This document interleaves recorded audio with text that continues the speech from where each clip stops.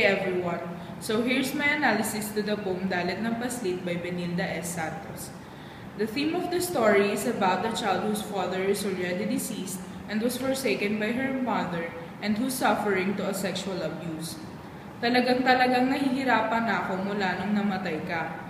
This line proves that the girl was left out and suffering to something she cannot afford to live her life to it anymore.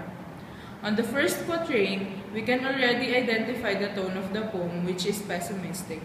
Tsaka di na ako makabangon, mabigat na yung puson ko itay, pabigat ng pabigat, parang buong Maynila. The way she expressed her feelings on that line, you can already tell that she already lose her hope about surpassing the challenge on her life because she really do feel alone. The mood I got reading the poem is sorrowful.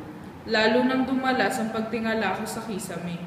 I feel the grief of the girl, losing not only her parents but also her hope for the future and how she lost everything.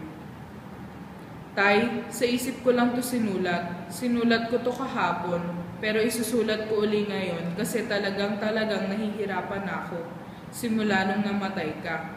Literary device used are first, apostrophe, because she's addressing or talking to his father who already passed away.